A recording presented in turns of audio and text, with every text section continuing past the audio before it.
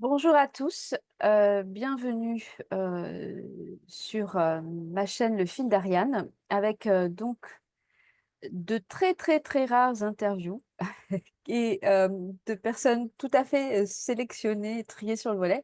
Et aujourd'hui, je vais donc accueillir Kerry du blog Donde Vamos. Nous avons souhaité faire un bilan ensemble et avec vous, un bilan, on va dire 2020-2024 et un bilan plus général 2017-2024. Donc, nous n'allons pas, pouvoir faire, tout ceci dans cette première interview, mais il y aura sans doute d'autres, moments ensuite. Simplement, nous n'avons pas pris la parole depuis un certain temps et nous allons à la fois vous en expliquer les raisons, mais aussi, nos observations. Alors peut-être, Kerry, tu peux te présenter, rapidement, pour ceux qui éventuellement ne te connaîtraient pas?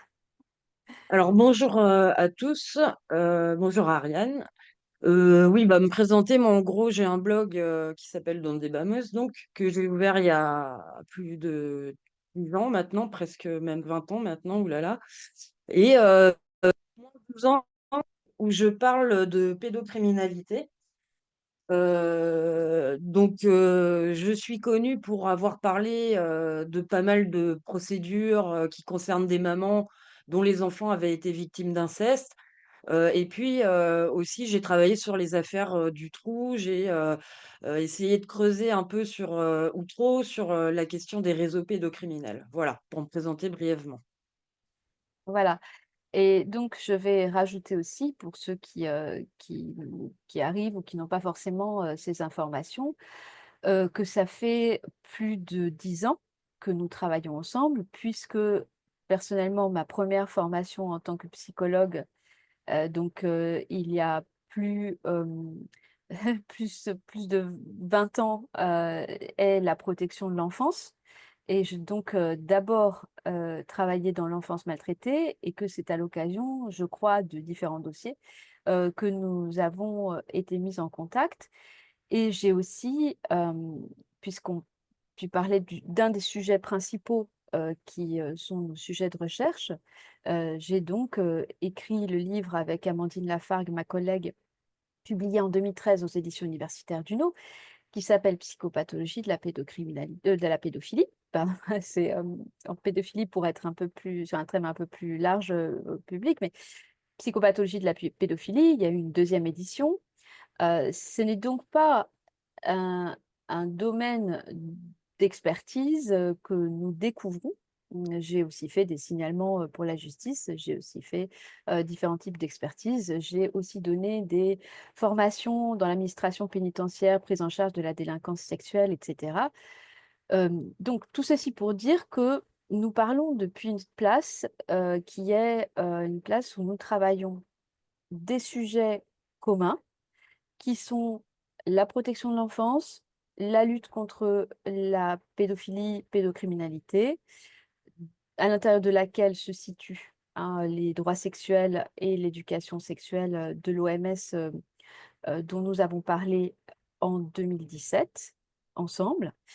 Et aussi, hein, de manière plus globale, l'observation de la montée totalitaire et les phénomènes, dans le contexte que nous vivons, à travers à la fois le Covid, les phénomènes en fait de soumission de la population et de reprise en main, par une sorte de capitalisme extrêmement sauvage, dont, nous avons aussi travaillé ensemble, les ramifications, et les filiations historiques avec les nazis. Voilà.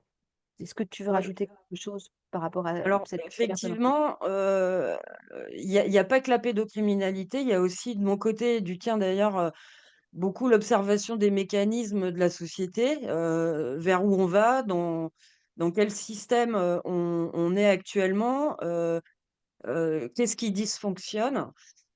Parce que, voilà, on est un peu des observatrices, du monde, de notre société, politique, sociale, économique. On est en alerte depuis des années, on le dit, et en général, hélas, ce qu'on a craint est arrivé, parfois plus vite qu'on le craignait d'ailleurs. Et tous ces sujets sont connexes. Moi qui travaille sur les réseaux pédocriminels depuis, pas mal d'années maintenant, je m'aperçois que les personnalités qui sont, tout en haut de cette hiérarchie-là, bah, on les retrouve dans les problèmes économiques mondiaux, on les retrouve dans les problèmes politiques mondiaux. Donc on a affaire à quelque chose d'assez complexe et on est capable d'en parler effectivement parce qu'on produit de l'information, on analyse et on essaye de faire avancer la connaissance plus loin que ce qui existe aujourd'hui. Donc ça nous a fait creuser et investiguer des domaines, peu connus ou peu travaillés, aujourd'hui, voilà, c'est «du haut» entre guillemets, hein, de cette expertise-là que, on a envie de s'exprimer, quoi. Voilà, du haut ou de la profondeur, c'est-à-dire, ce sont, des centaines, des milliers d'heures de travail derrière, je crois qu'il faut le dire, pour, maîtriser ces sujets.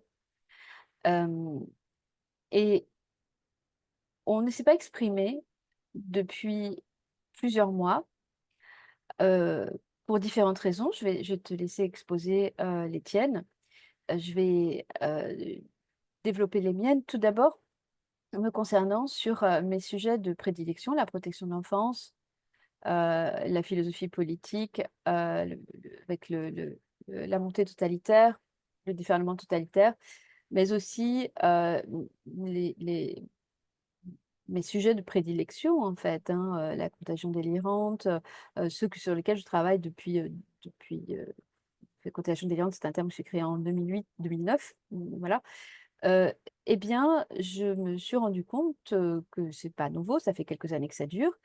J'étais dépossédée, de mon travail et je voyais des gens extrêmement médiatisés, beaucoup plus que je ne peux l'être, qui récupèrent des phrases entières, voilà, de mon travail, sans me citer, et qui, au-delà de ça, emmènent les gens vers des conclusions inverses aux miennes. Et donc d'une part, je ne me suis pas exprimée depuis plusieurs mois parce que, heu, je n'ai pas été, particulièrement sollicitée. Heu, le sont beaucoup plus des gens nouveaux qui arrivent et qui, en fait, émergent d'un coup d'une manière explosive, on va dire. Sur des sujets sur lesquels nous ne les avons jamais rencontrés auparavant, c'est important de le dire, sachant que nous avons, respectivement plus de 20 ans, en tout cas moi plus de 20 ans, sur, de recherche sur mes sujets, donc je sais qui est là et qui n'est pas là, en fait.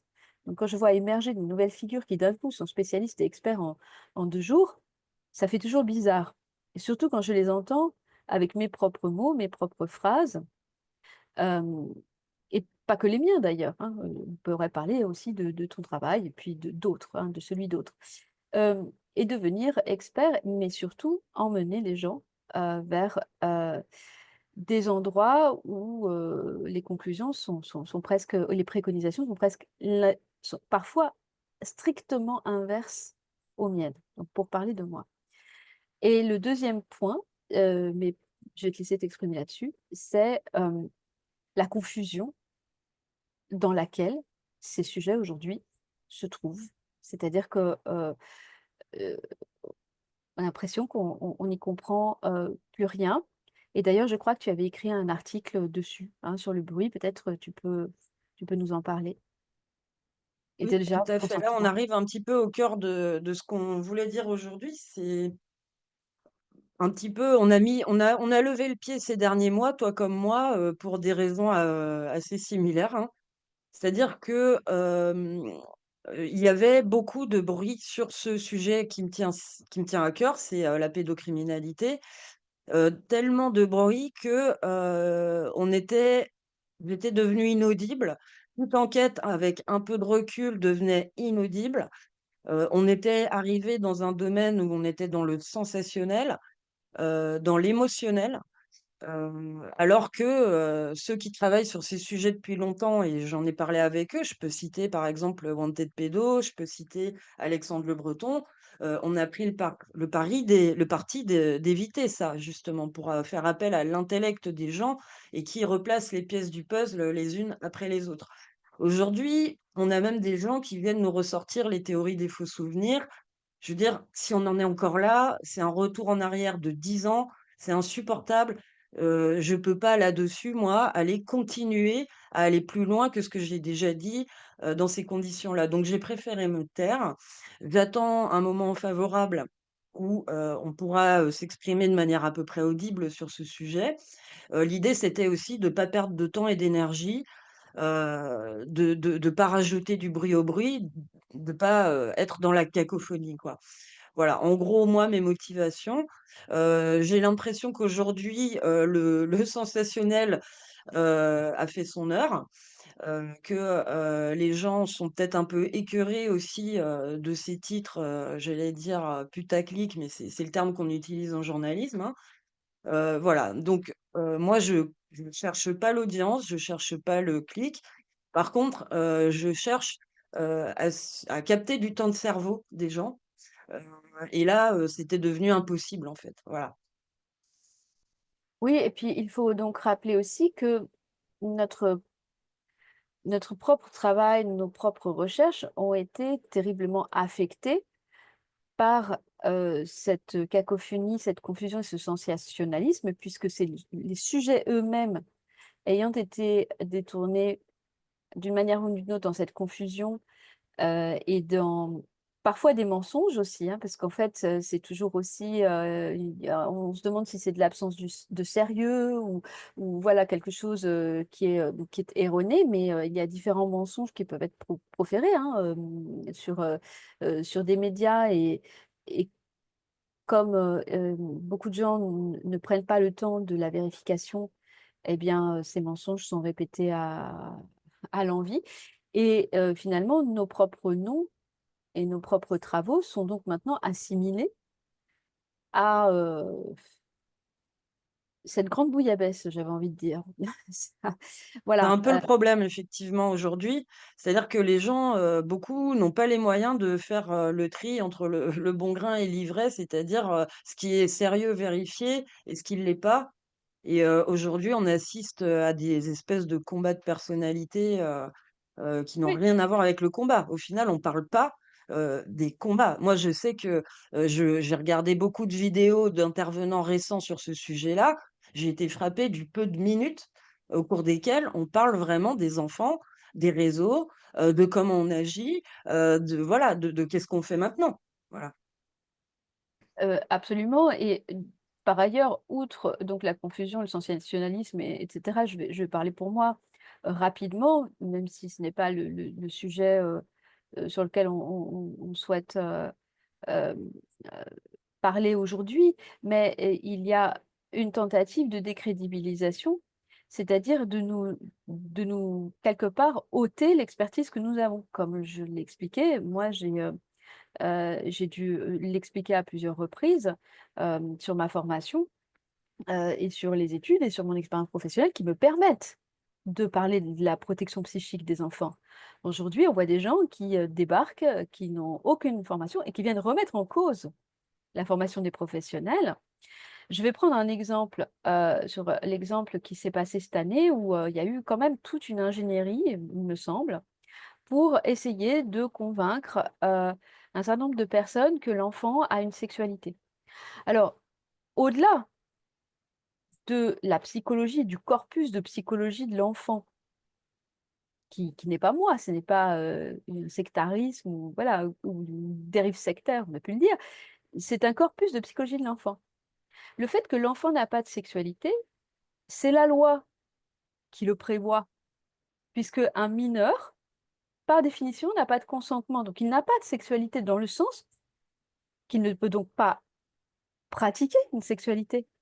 Donc venir conditionner les gens, introduire de la confusion à foison sur l'enfant à une sexualité, c'est quelque chose, surtout venant de la part, par exemple, de gens qui n'ont pas, du tout, d'expérience et qui, effectivement, dans le même moment, hein, on a eu, enfin moi j'ai vécu vraiment énormément de campagnes de calomnie cette année, ça n'a pas arrêté, de Mmh. différents J'en ai été témoin d'ailleurs, et bien sûr, souvent, pas forcément directement non plus, hein.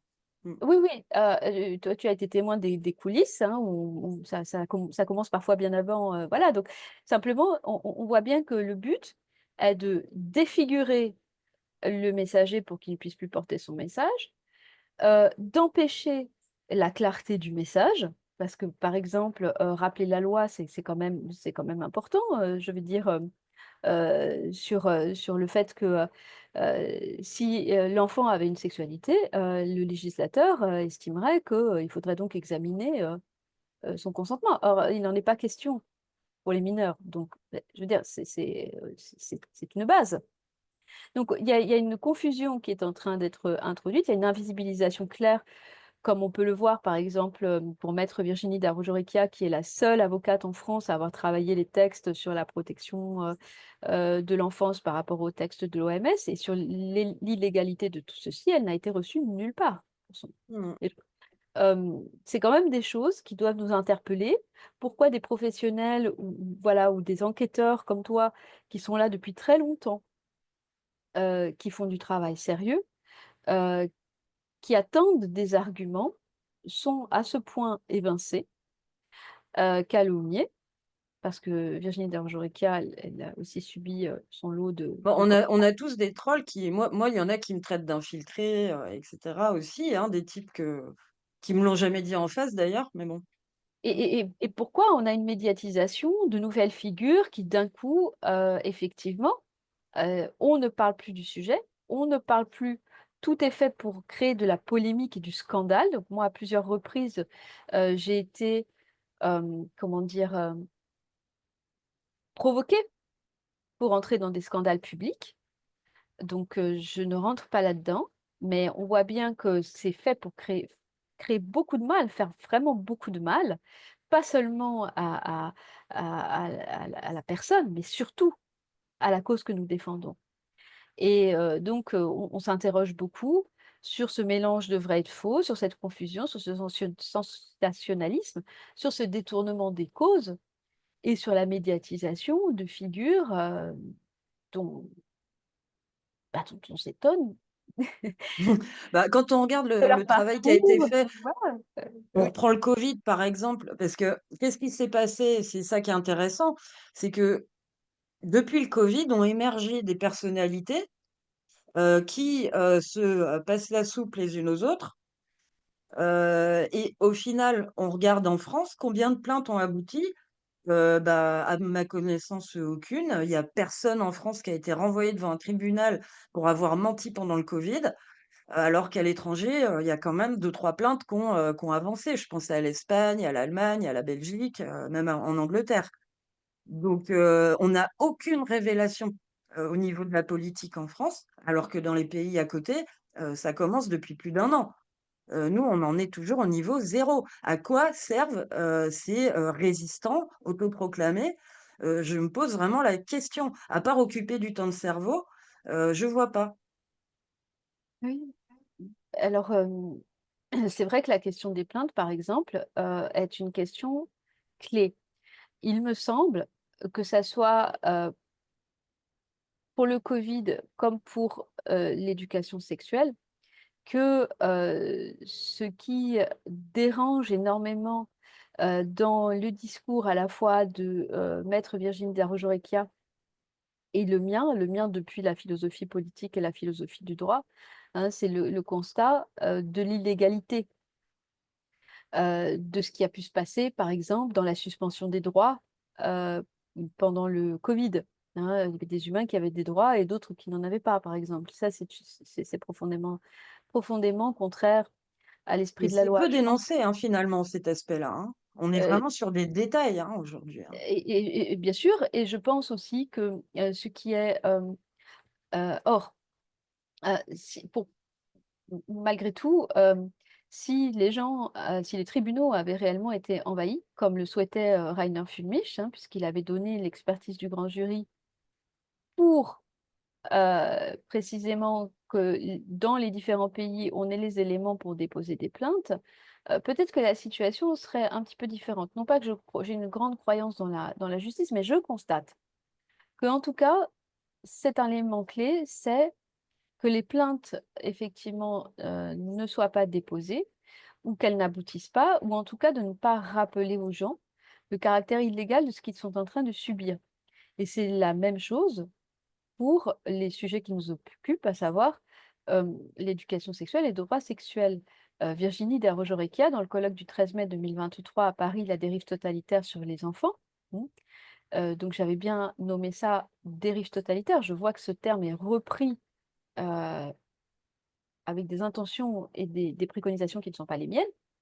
Donc dans ce colloque, nous avions bien rappelé que le droit pénal français, primait sur n'importe quelle tentative d'ingérence de l'OMS et donc il fallait absolument, absolument déposer des plaintes et que ces plaintes étaient essentielles pour empêcher que, ne se crée une coutume.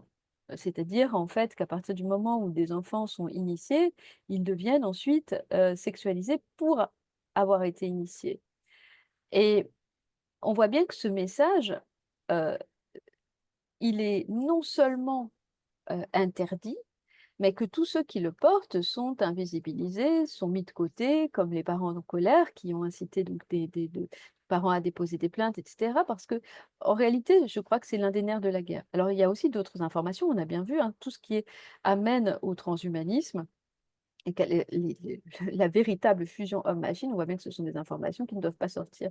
Donc c'est vrai que nous, on ne souhaite pas s'adresser, à tout le monde parce qu'on n'a aucune illusion sur, le fait que la majorité des gens, veuillent réellement comprendre, ce qui se passe. Peut-être, tu peux donner un peu ton point de vue par rapport à ça? En effet, moi j'ai toujours en journalisme, on apprend, la notion de leader d'opinion. C'est des gens qui vont plutôt aller chercher l'information, qui vont être capables d'apporter une analyse et qui vont surtout, donner leur avis, influer sur leur entourage. Moi, c'est ce public-là que j'ai toujours, visé avec mon blog, donc c'est à peu près 10 de la population. Voilà. Donc je cherche un public, qualitatif qui est capable, d'utiliser ces informations-là pour comprendre, les mécanismes, qui va, faire ses propres recherches de son côté. D'ailleurs, je mets tous les liens pour que les gens puissent avoir un avis critique, sur ce que je publie. Je pense que c'est une pierre à un édifice que chacun met enfin, beaucoup essayent de mettre leur pierre à cet édifice-là et donc il faut qu'on essaye d'aller toujours plus loin.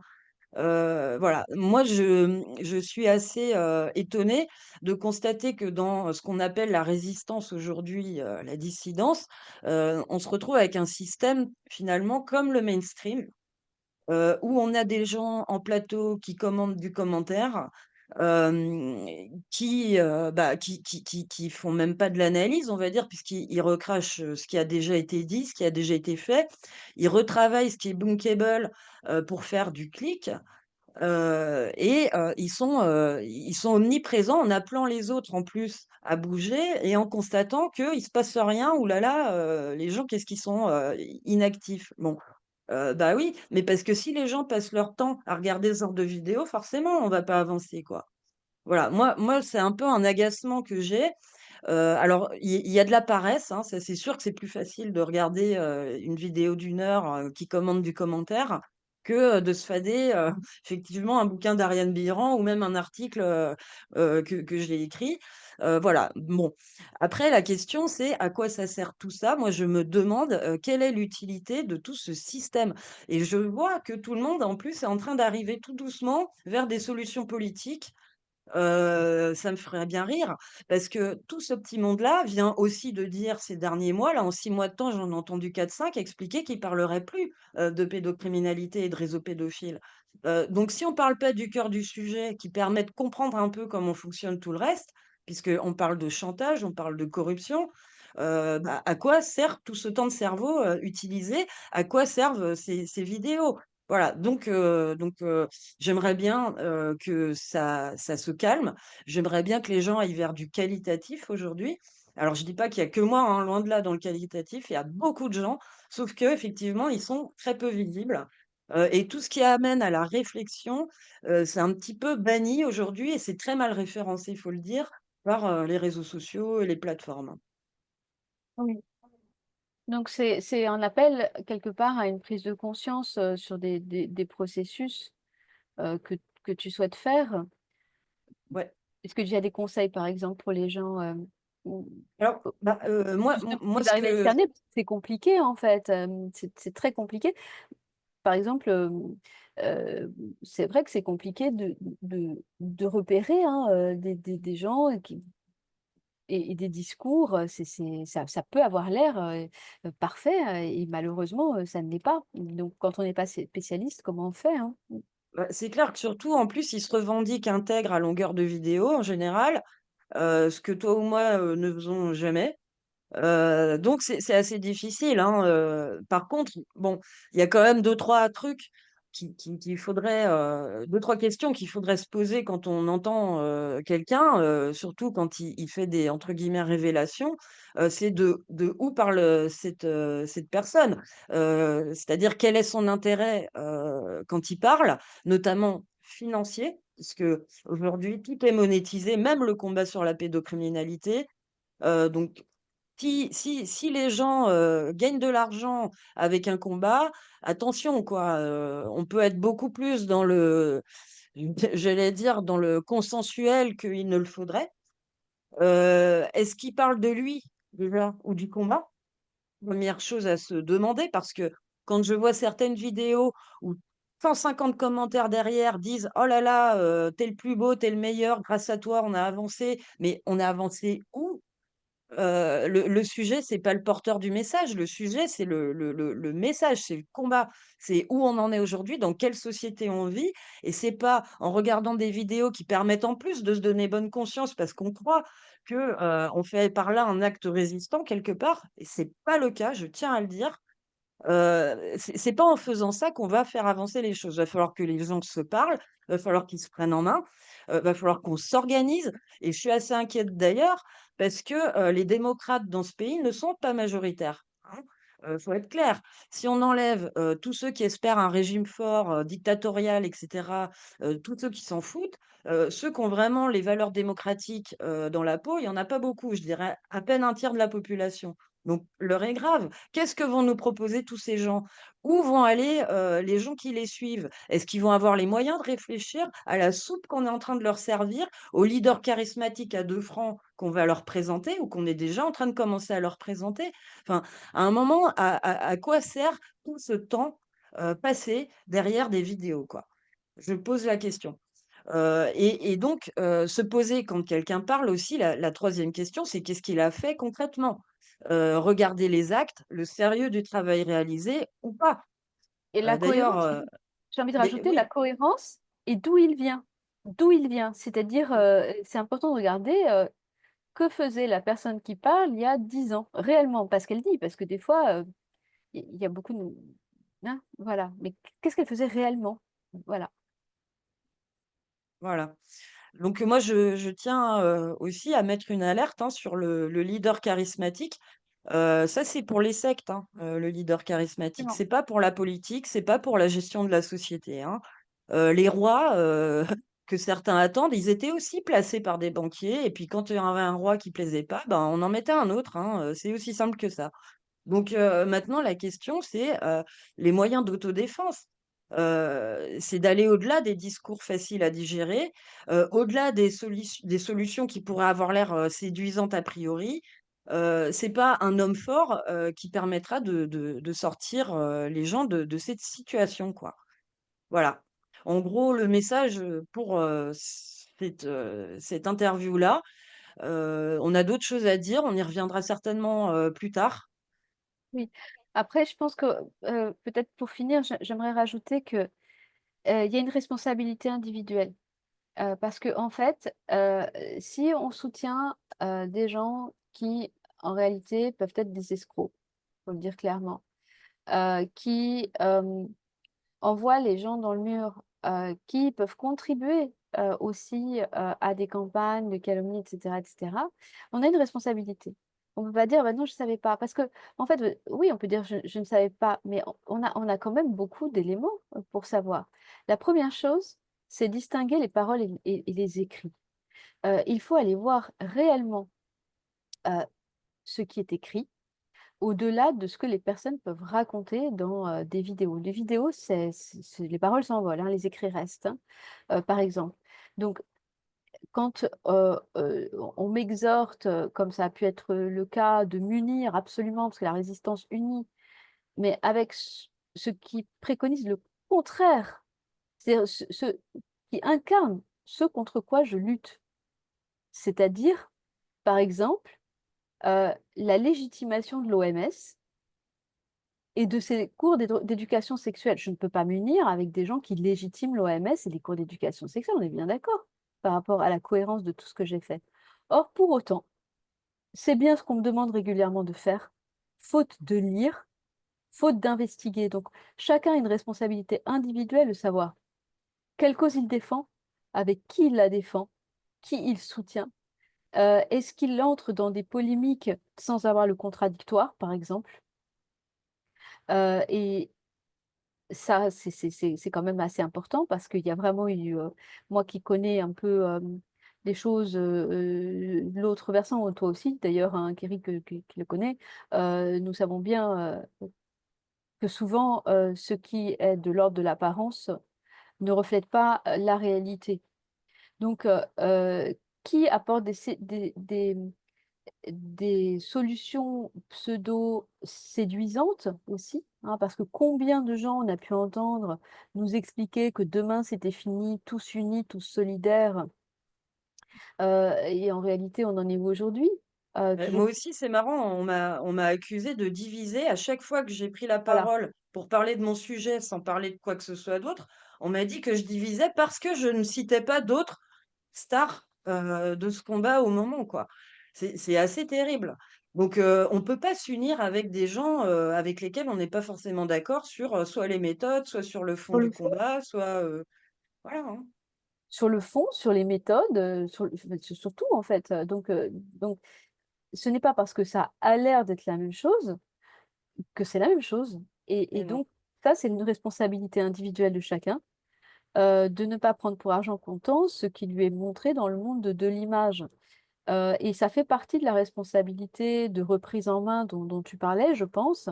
C'est-à-dire ne pas attendre des sauveurs, ne pas attendre des leaders, ne pas se laisser manipuler, par, le 1er, charmeur de serpents venu, qui ne maîtrise en réalité pas du tout, le sujet, dont il parle. Et il y a des méthodes par ailleurs, voilà, tout à fait problématiques. Et on voit bien aujourd'hui que nous ne sommes pas là. On voit bien aussi aujourd'hui que tout ce qui, devrait soutenir le sérieux d'un travail, j'ai eu quelques discussions, hein, avec des médias, ils me répondent: «On invite qui a le vent en poupe». Donc le qui a le vent en poupe, qui souffle derrière les voiles? Hein? Mmh. La question elle est là, qui finance? Parce qu'il est bien évident que quand on est un chercheur indépendant aujourd'hui, on n'a pas de moyens et on est soutenu que par vous. Voilà. Et par parce qu'on va avoir, plutôt que des bâtons dans les roues et que des représailles et que des tentatives de Ouais, il censure y a et des chances que ça s'arrange pas effectivement, ouais. ah non, c'est sûr, c'est sûr. Voilà. Donc en gros, voilà té le message que j'avais en tout cas moi à passer, aujourd'hui, après quelques mois d'observation de cette cacophonie qui se multiplie, sur à peu près tous les sujets clés, aujourd'hui. Et là maintenant, tout le monde est en train de se mettre en ordre de marche, dans le registre politique et c'est pas forcément, rassurant non plus, quoi. Absolument, absolument. Donc, on on reviendra vous donner d'autres points, mais c'était, encore une fois une alerte et aussi une explication, pour, ceux qui sont intéressés, réellement, dans l'approfondissement des sujets, qui nous suivent depuis longtemps, qui, essayent de comprendre ce qui se passe, et donc, je vous remercie aussi, hein, de votre soutien et voilà, parce Oui, que parce qu'il faut dire qu'on a quand même, des gens qui nous suivent et qui nous soutiennent depuis, des années, quoi. Mmh. absolument et qui comprennent maintenant assez rapidement, où sont les manipulations. Voilà. Oui, tout à fait. On a des retours, toi comme moi, de gens qui nous disent: «Mais qu'est-ce qui se passe?» Oui, Donc ce sont là, les c'est un petit peu pour ça qu'on a fait cette vidéo, c'est pour expliquer un peu, la manière dont on voit les choses. voilà. Voilà. Bon, Bon, bah, merci à vous et à bientôt du coup, et merci à Ariane. bientôt. Merci, merci Kerry.